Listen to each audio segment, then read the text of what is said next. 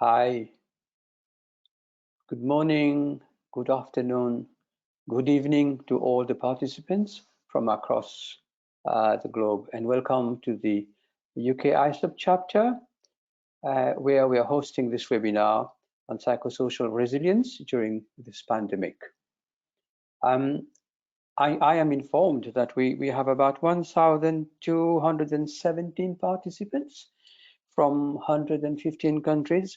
Wow, I mean, that is fantastic. And thank you all for registering and for attending this international webinar. Just for brief introductions, the UK ISSUP chapter was launched last year. And today's presentation is a continuation of our year-long webinar plan on young people, substance use, and families.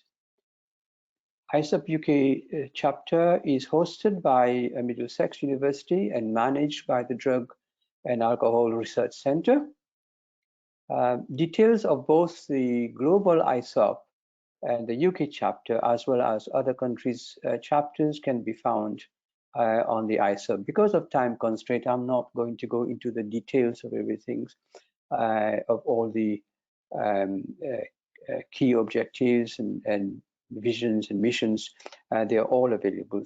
But just suffice to say that our mission, vision, and key objectives are aligned and supportive to ISSUP Global. And again, these can be found on our website, which I would encourage those not familiar with ISSUP to go on their website to have an overall view and to also look at other chapters.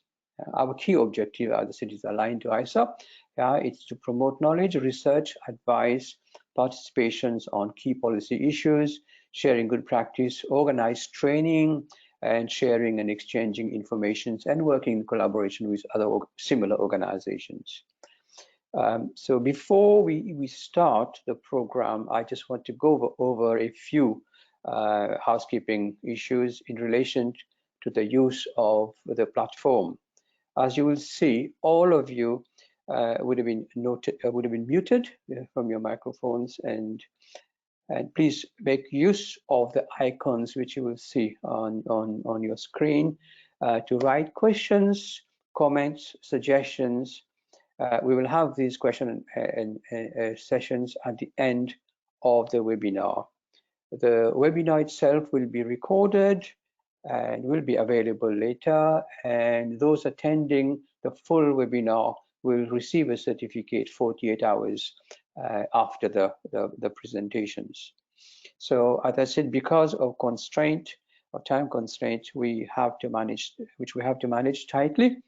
I'm going to go straight into the program and introduce our international speakers.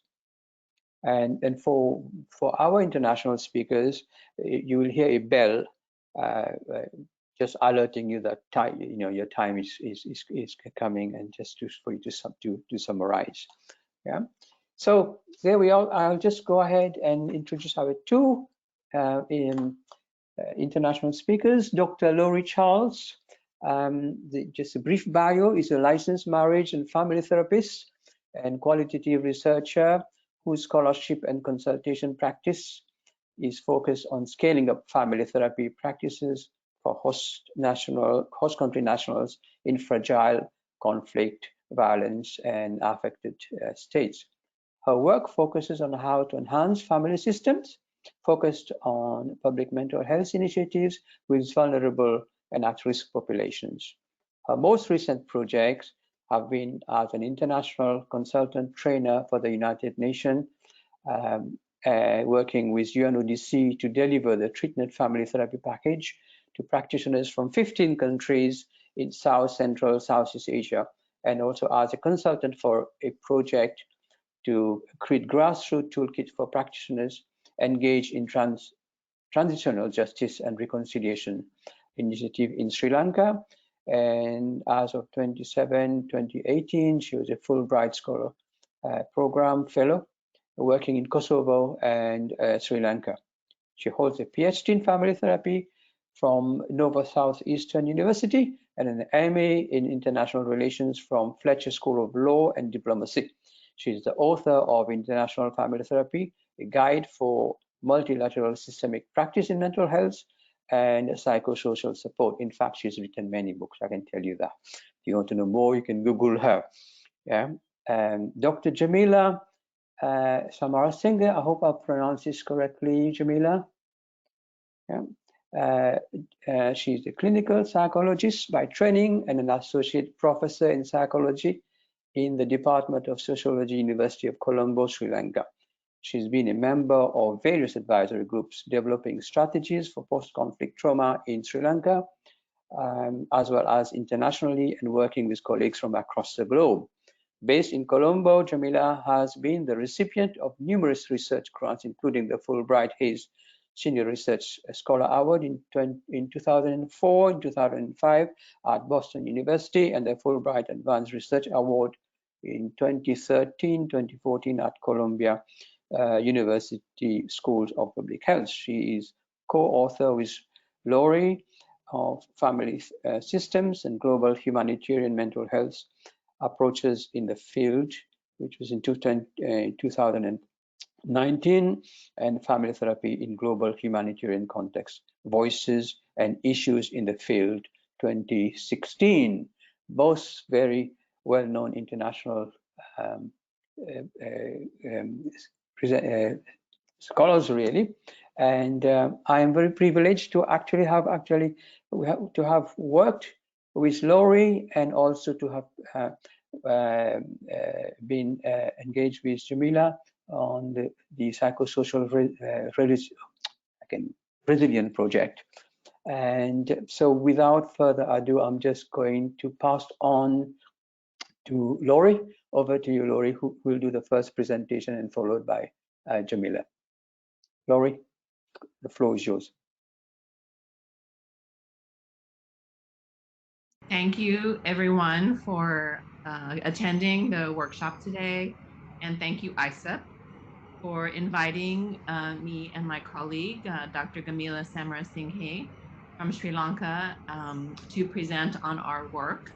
My name is Laurie Lopez-Charles. I'm here outside Boston, Massachusetts, and my colleague Jamila will join me in about 5 slides as we talk through our experience working on a rapid response grant to family psychosocial resilience during the COVID-19 pandemic.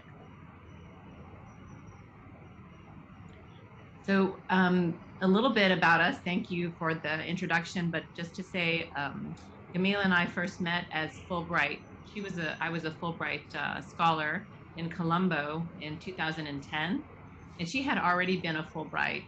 And she actually didn't know that I was going to be her contact. So it was very exciting to first meet her. Of course, I knew about her work. And this was already 12 years ago. We both had second Fulbright since that time. And we have worked together in a number of different ways that you'll hear about as we talk about our experience doing the grant. But the first thing that we want to say is we're really focused on looking at phenomena around mental health and wellness and well-being from a systems perspective. And so on this slide here, we just put a couple of quotes that describe what we mean by that. That is a huge body of literature about systems thinking, but the essential point is that we're looking at how to work with people inside the relationships that they have on a daily basis in order to improve their health or their relationships with each other in their family, and with the idea that that's also going to make improvement in their community for them and have broader impacts. And that this is also another way to think about it is a biopsychosocial perspective, which is an augment to the systems thinking. We also work from the perspective of looking at psychosocial resilience from a perspective of MHPSS, mental health and psychosocial support. And that's important to point out because while both of us are trained as clinicians, we have to think very broadly in the work that we do and the places that we work. to capture all of the different ways that communities and organizations and institutions characterize health and well-being. So mental health and psychosocial support is, for my experience, someone who's based in the United States, is a translation of looking at how well-being can be described while not being called family therapy. It can be called psychosocial support. And I think it's a very familiar term out in many countries, but probably not so much where I am in the US. But it's important to point that out here because it played a part in our grant. When we talk about resilience, we're borrowing from the scholarship of Michael Unger and Froma Walsh, in particular looking at family resilience and how families do better in spite of adversity. Our grant also focused very much on the current pandemic. And we got the grant in 2020, a couple of months into the pandemic. 2 years later, some of the logic around how to work inside of an emergency is still holding true. And one of those is that there's a lot to learn from states where there has been ongoing emergencies or extreme adversity, whether that's a public health emergency or a conflict-affected state. And in 2022, there's pretty clear understandings that we cannot guarantee we're going to do better in a high-income country around people's mental health during a pandemic just because it's a high-income country. That expertise is concentrated outside of the historically accepted high-income country. And in our grant, we really focused on highlighting that as much as possible. There's another quote there around what the pandemic has done to shift the way we think about exchanges. So I'll talk about a couple more slides and then bring my colleague in to share. So the Citizen Diplomacy Action Fund is funded by the US Department of State. And as a former Fulbrighter and working with Camila, who's also a former Fulbrighter, we were notified about the possibility of applying for this grant within a month of the pandemic being declared as a public health emergency of international concern by the WHO. So that means we applied very quickly, we got the feedback very quickly, and we were able to start very quickly. And there's a description here of what we did in the grant. Based on our experience around mental health and psychosocial support and systems and trying to meet the needs of populations, families, and communities in places where resources look very different across contexts, we wanted to try to capture that as best we could on screen in terms of the pandemic. It was still very early days at that time, and that was also part of our logic. It's like the best way to get an understanding is to ask people about their experience. And so we wanted to work with people who were working with families from a systemic perspective in our individual countries, the US and in Sri Lanka, but also across the continents, across Europe, across the Middle East, across North Africa, East Africa, the Americas. And our goal was to try to capture information that we could videotape, that we could put on the web, record, and share at no cost. So that's another thing that we really wanted to try to do, was reduce the lack of access to content about family systems approaches by providing these webinars essentially at no cost. And this is a screenshot of the webpage of the grant. The URL, I think, is globalfamilysystems.com, and another description of who we are right there on the bottom. And Gamila, I think I will have you speak about the next slide. that's Thank you very much, Laurie. What exactly did we do? Well, we held 13 panels over 10 months. This was done in 2020. In each of the panels, we took a systemic lens to conceptualizing psychosocial resilience and working effectively with families and communities during the pandemic. Right? So we had panelists who spoke from their homes, and they came from various parts of the globe, from Canada, India, Kosovo, Sri Lanka, Australia, Namibia, Guatemala, Israel, UK, Turkey, and Trinidad and Tobago. Also Libya, Saudi Arabia, Serbia, South Africa, Spain, Taiwan, and the US. So participants also attended from 25 or more than 25 countries across 5 continents. There were over 100 people who attended our live panels, and over more than 1,000 who visited the website to review the panelist videos. So as you can see, I mean, we had many people who not only participated in the panels, but also who visited our website from all over the world.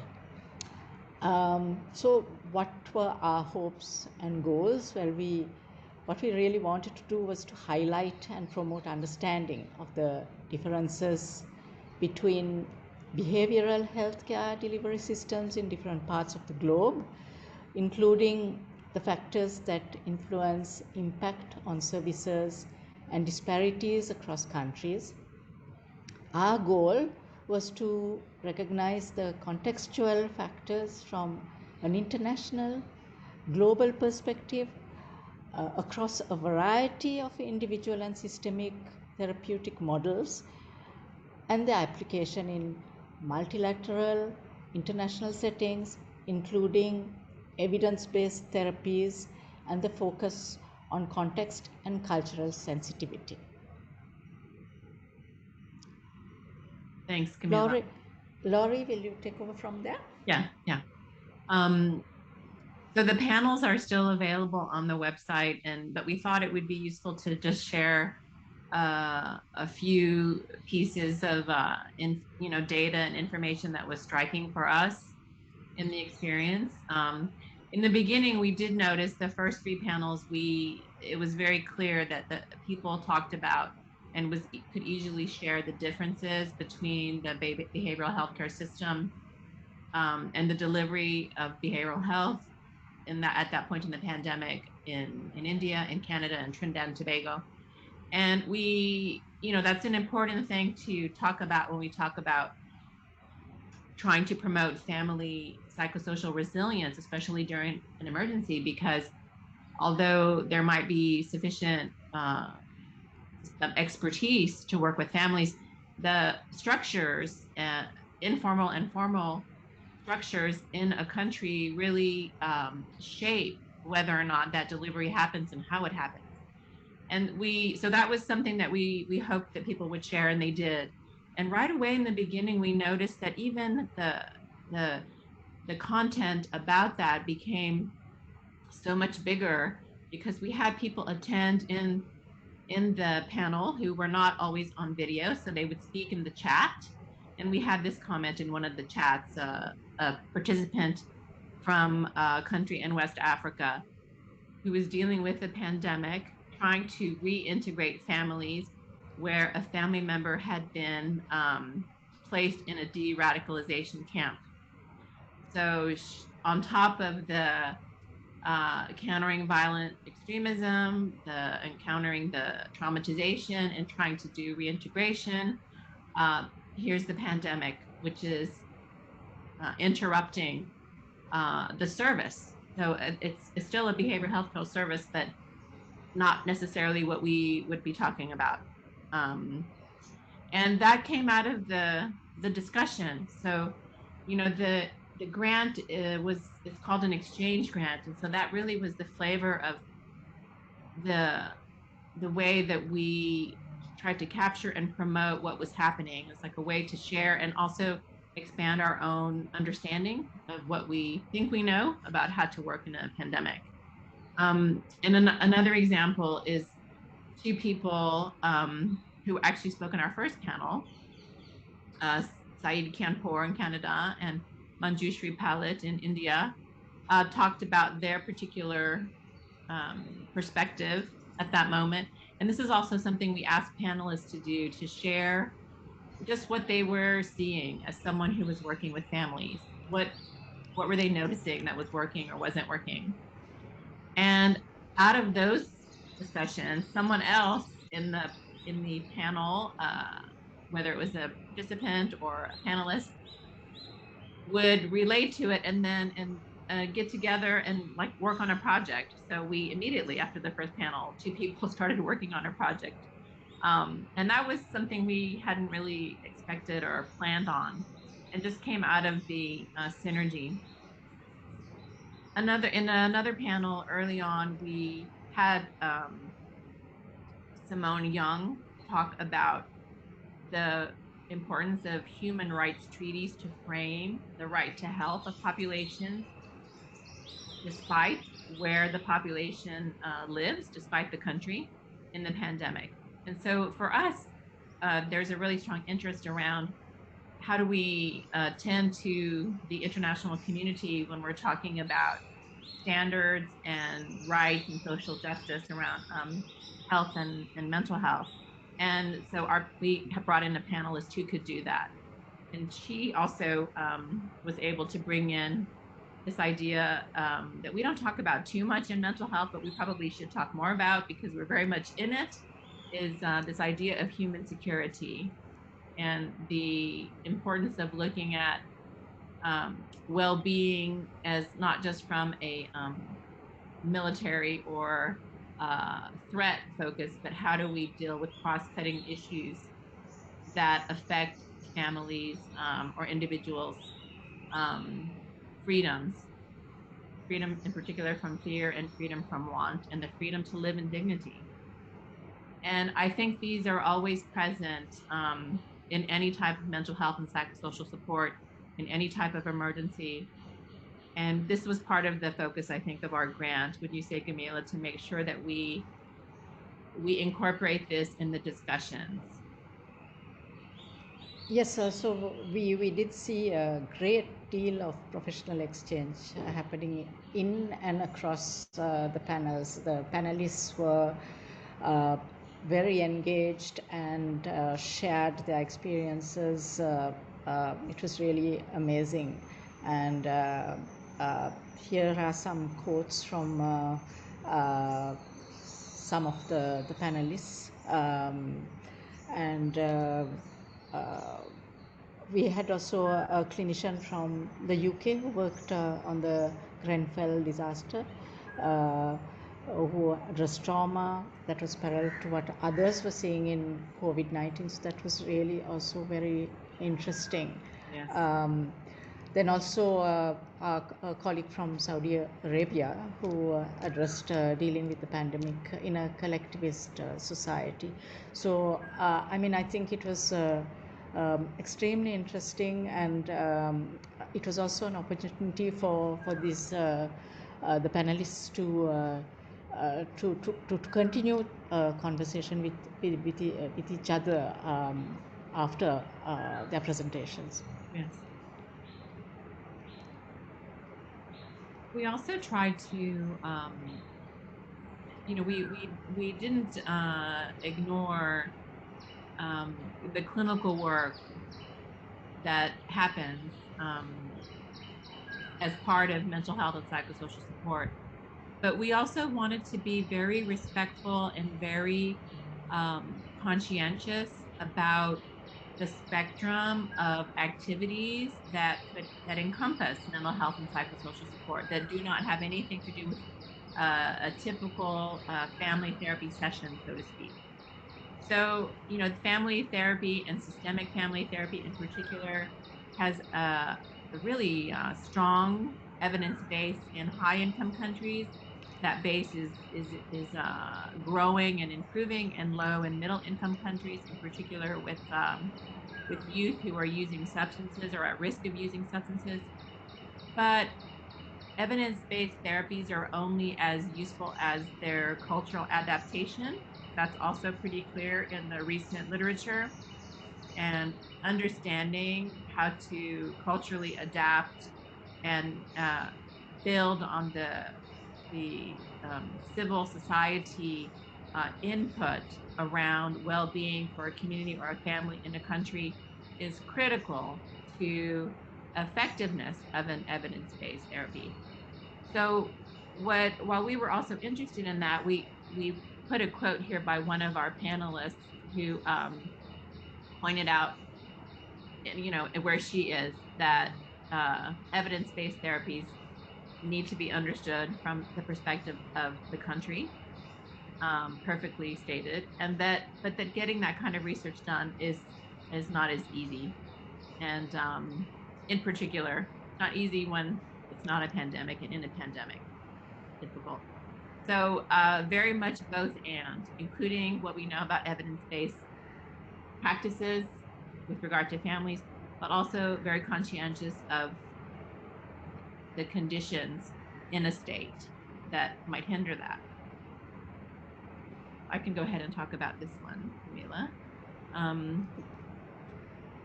So we, Gamila and I have worked on many projects together, and I would say that Gamila is, in my experience, I consider her an expert in working inside emergency settings and conditions of extreme adversity, and that's her métier, and I've learned a lot from her over the years. So it was a kind of a no-brainer when this grant call for proposals came out that this is something that we could do. We have edited several books together, and so that also has honed our work ethic as a team, especially when we're working with such graphic time zones differences between us. So, I think that teamwork, we didn't put a slide about it, but teamwork and the type of collaborative, appreciative inquiry approach we took to our project really, I think, helped make it successful. So we knew we wanted to do things a certain way. We wanted to have things available at no cost. We wanted it to look as international as it felt in all the projects that we worked together. How could we bring that to a space on the web that was conscious of the pandemic? But we had to have some kind of structure. So we decided every 2 weeks we would do a panel. We did them on Sunday because that was the best day for both of our schedules.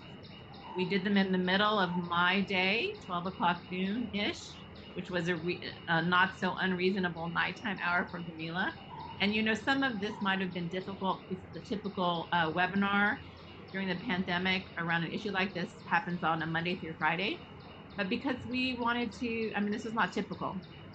So we noticed that really worked well. We also kept it short. We kept it at an hour. So we had people speak for 20 minutes each. And maybe 2 panelists was a typical panel, and then 20 minutes for questions. And that seemed to work very well. So well, in fact, we would finish and people would stay on talking informally after the recording had stopped for another hour. And this was very powerful for us to see just how useful it was to have a space to talk, to make it as broad as possible and focus on the ideas, and not necessarily just family therapists or clinicians, but people who were experts in the field of MHPSS, whether it's in development or governance or human rights or clinical work. I think I spoke a little bit about the next slide, Camila. So, That's okay. As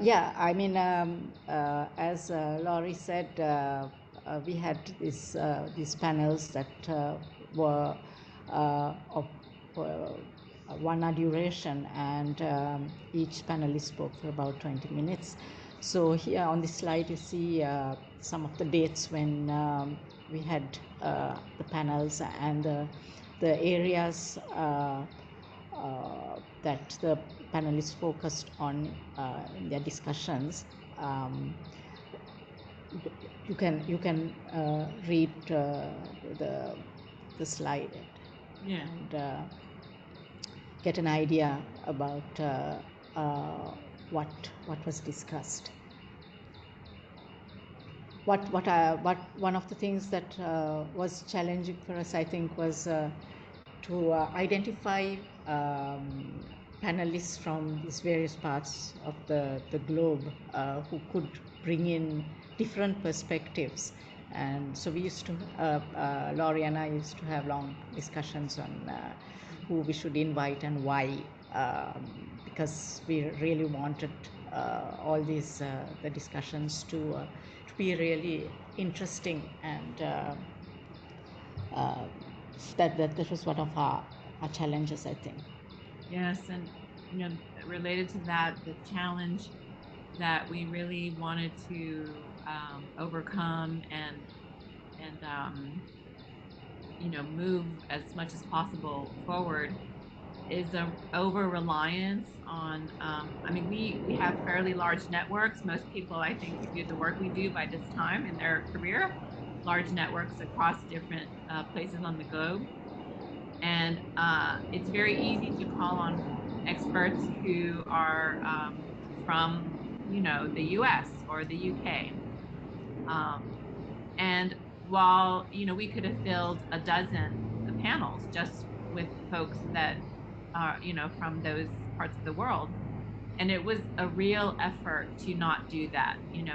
It's interesting because they could have contributed so much, but then we're not doing the thing that is so important that we need to do, I think, as a team, we really wanted to do, but we need to do in general in the field, at least for family therapy, is challenge the way that we have been exchanging information. And we know that there's so much expertise in all places, and there's so much innovation. So we had to really we had to turn down actually a lot of people that we even might have recommended and say no. We'd had two, for example, we had two people from the US, and that was enough. So what could we do to heighten the way that we interrupt the typical exchange from a high income country to a low or middle income country. That's been so important to me, and I think we did a good job. We were surprised, I think, actually, when we counted up the countries and the panelists, even to do this presentation. Yeah, I was surprised. And even though the panels often were very, I would say maybe a dozen people was the average number. Sometimes we had 18 or 20, sometimes we had 6 or 8, but probably about a dozen was average. Like 10 of them would be 10 different countries just in that group of 12. So the exchange of information was different in proportion to the countries represented. So it made the conversations different. And that was a real positive thing for us. We also had interesting comments from the attendees, and we posted a few of them here from our final Qualtrics survey of the completion of the grant. And what was also nice was that some of the attendees were really interested in attending every single panel. So we had regular attendees too who were really engaged with the project. Yeah, on a Sunday still. That still amazes me. Yeah. So we've said the findings for us in the range of countries, the camaraderie that happened, and I think that's perhaps not so uncommon, but there was, some things were really striking for us, and one of them was, we would record the presentation, so when we finished the recording, we turned off the recorder, and people, might stay and chat. And at one point, when you and I, we would typically stay, as long as people were there, we'd stay and talk. And finally, we'd have to say, oh, it's midnight in Sri Lanka, so we'd have to stop. And remember, we went like another hour, and then somebody who signed back in to talk. Yes. To talk. And I mean, later I think we really wondered, like, what is there another type of need here? You know, a lot of folks talked about just not cases or, you know, their own experiences in their work, but their personal view of what the pandemic, you know, was changing, and it was very powerful. I think that this project started at the beginning of the pandemic, and I think now there must be so much more to discuss, you know, because panelists have had to work with families now the past 2 years, and I think it might be very interesting actually to have a reunion again, you know, to find out how their work has maybe changed or not during these last 2 years with families. Yeah, you know, and I think that's a nice place to wind up the chat here. It's the first time that we've talked to an audience about the grant, and a lot has happened in 2 years. The pandemic is still here with us, like you know, pretty solid emergency, and you know, our time has been stretched in lots of different ways. So it's nice to have an opportunity to revisit something that, you know, we took the time to learn about, and it's interesting to reflect on how much of it is still so relevant, and the clarity I think some of the speakers brought, how still that rings so true. We can, and we'll just end with one of the quotes that we got from a participant giving us feedback, who thanked us for the meeting and expressed their enjoyment, the soul searching in the pandemic. But I really like this comment towards the end about how the challenges that we face, not just with the pandemic, but the movement of populations, the unpredictability of the larger events that are happening in individual places and for the community of places to which we all belong, and what kinds of things we will still need to learn about working with family systems and resilience to make it transformational and moving forward. So I think it's a good time to stop for your questions. Hopefully we have enough time for a good amount of questions. Thank you. Thanks, Camila. Thanks, everybody.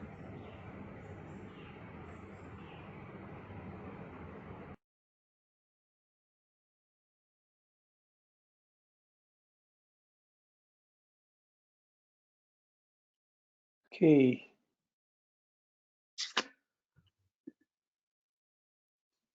Great. Thank you very much, Laurie, and thank you very much, Jamila. I got your name right now. I did say Jamila before, so 1,000 apologies here.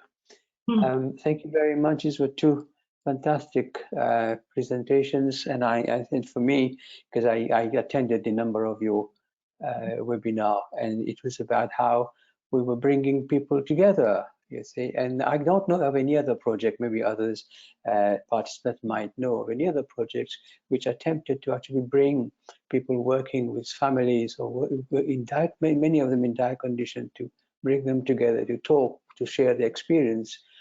This was quite an experience for me when I attended some of your webinars, not realizing how many people were working in isolation, in very hard conditions, hard to reach areas, in conflict zones, and so that was, for me, was very touching. Okay, so do we have any questions? I'm just looking at Olivia. I need your help here, because how do I? We haven't got any specific questions at the moment. So if there's anything else you wanted to discuss, I'll keep an eye and let you know. Reminded to people to write any questions that they may have in the chat box, and we can ask the presenters. Raj, also, if you'd like to turn your webcam on, it's off at the moment. It's off, but I can see myself on here. I think you just need to press the webcam icon in the control panel, and we should be able to see you as well. Yep. Ah, Yeah, it was quite detached. I have no idea why it was detached, but it was on the screen. I think there's a number of themes that yeah, you talked about, you know, and some of the common denominators across was about families, which, you know, we are so clinical, isn't it, that we work within four walls. We don't see what was happening outside. And for me, this project brought this to the surface, to reality of how many people were working, and then families, how they were coping during the pandemic, and still, you see. And we all know that the impact of mental health has been talked about a lot, and we probably will see this in a couple of years to come. But what came in that project was people working in different countries, in particular the one from West Africa, working in military de-radicalization camp. Yeah, and how she talked about, we just see these things on the news, you see, girls being rescued, and that's it, you see, and then not realizing that there are people working there. And I remember that the presentations, was it in Palestine or Syria, people working in these conditions, in conflict areas. So I enjoyed that project. Question I wanted to ask Laurie and Camilla, where do we go next with this project? What, do you have any plan, or do you have any idea, or no? How do we take this? Because this is a global project, discovering quite a lot of issues, yeah, and realizing the importance of actually engaging and working with families. And in our field, in the field of substance misuse, yeah, and working with families are now more and more very, very important in mental health. So where do we go with this project now? It's come to an end now. So what's the follow-up? So I'll say something, and then Camilla, you jump in with what your thoughts are. So as we said in the recording, that it's the first time for us to talk, I would say, publicly to an audience, whether it's in a journal or people on a webinar. So partly that's because it's been a pandemic, right, all around. So pulling time away, I mean, I can't believe it's been 2 years. It's 2 years ago that we got we got the request for the proposal. So so as far as ideas, there are many. As far as plans, the most important one, I think, is to produce something like this, probably in a written format that's freely accessible. So as some kind of report. It's interesting too that the 2 years have passed, because much of the content that was discussed in the webinars, people have now got some data about. So we know like what kind of substance use is increasing and where, and with which age groups are more at risk.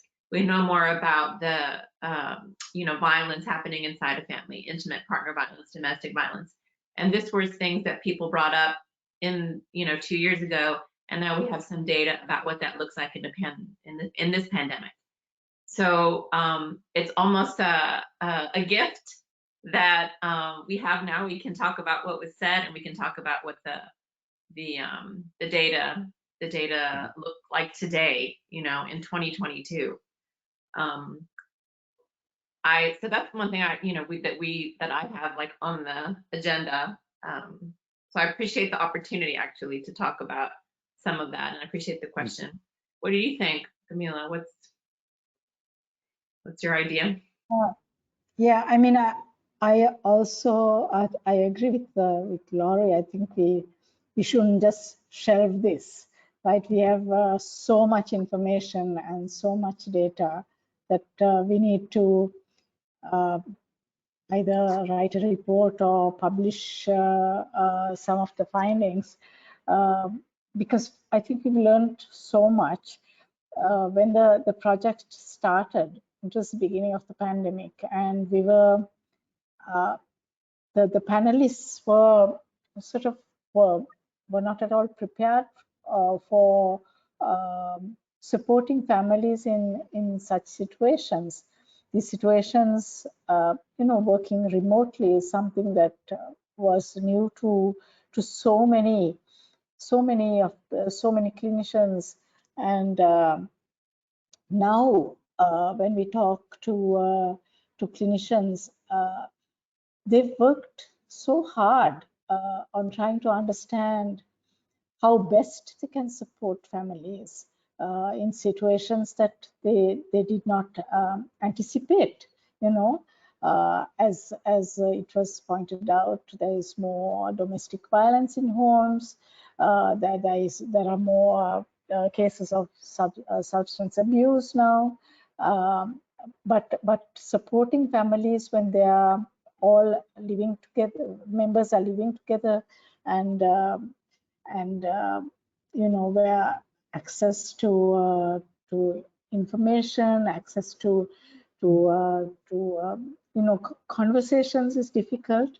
I think they've learned how to try at least to support these families, and I think doing this, I was talking to Laurie this morning about how things must have changed since conversations, the conversations that we had when we started the project, and there must be so much that has been learned that needs also to be recorded or shared in a way that it can be helpful for. This situation is going to last for a long time. We are in for COVID for, I don't know, another, I'm not that I know anything about COVID that much, but at least for another 4 or 5 years. So we need to think of strategies how to support families. Okay, I have two questions that's come. I'm just going to read them to you. We just one. Question people wanted to know, did you observe any cultural barriers or factors hindering psychosocial resilience, and what predictions can you make for the mental health of families with the unending medical, social, and economic challenges faced by families globally? So could you take these two questions, or do you want me to repeat them? Can you repeat the second one? Yeah. The second one, what predictions can you make for the mental health of families with unending medical, social, economic challenges faced by families globally? Shall I go first, Camila? I suppose we look at the first one. I want to know, did you observe any cultural barriers or factors hindering psychosocial resilience? But there were some cultural barriers, wasn't it? I remember. Well, I think that there's always the potential for barriers, and there's always possibilities, right, to overcome those barriers that are cultural, whether or not it's a pandemic. So I think, in the chats that we have in the webinars,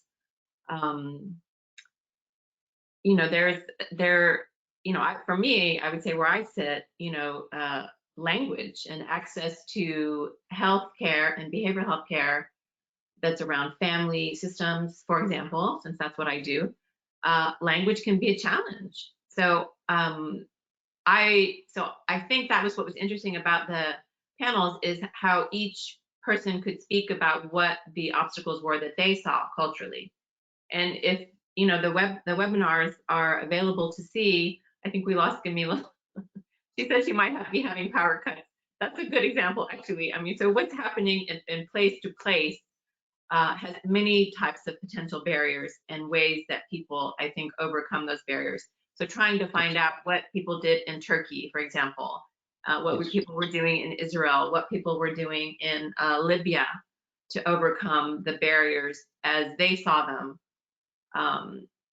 And you know, culture is such a large issue,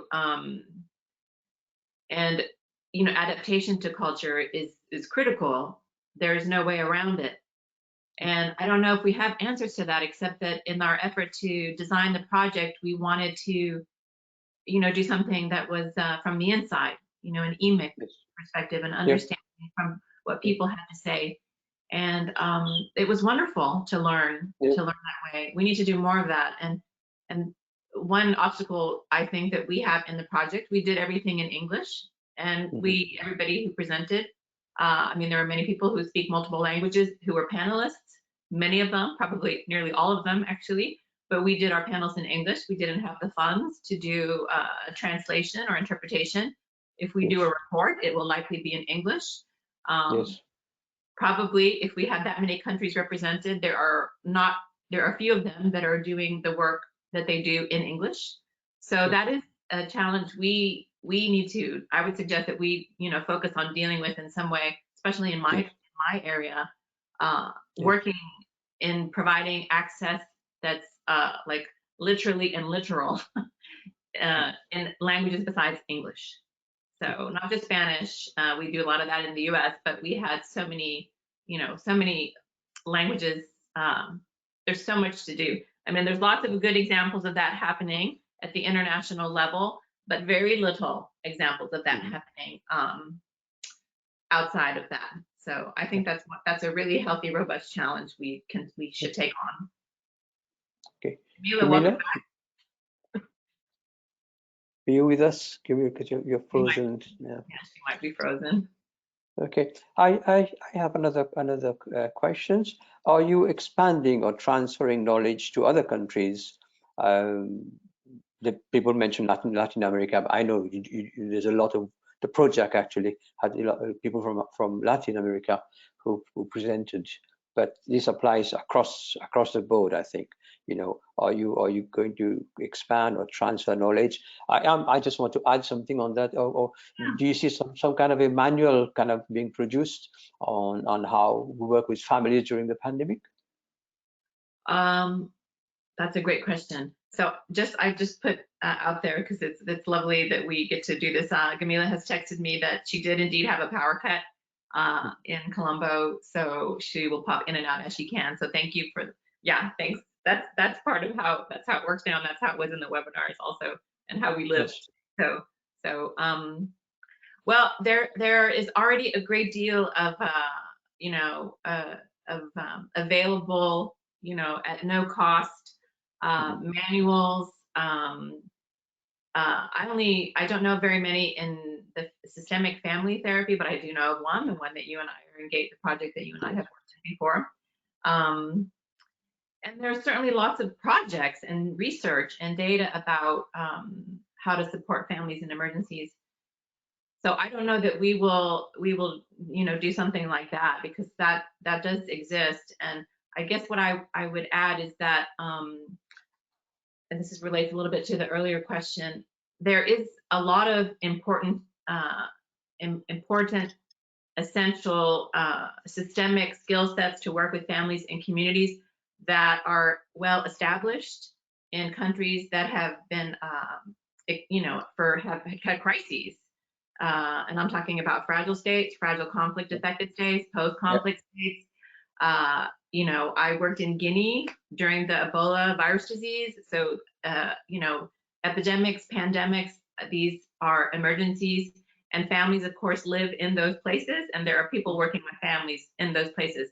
So perhaps we can do better to learn from each other and maximize what we know individually in a way that can be useful for a greater group of people, to support families in the work that they do. Yeah.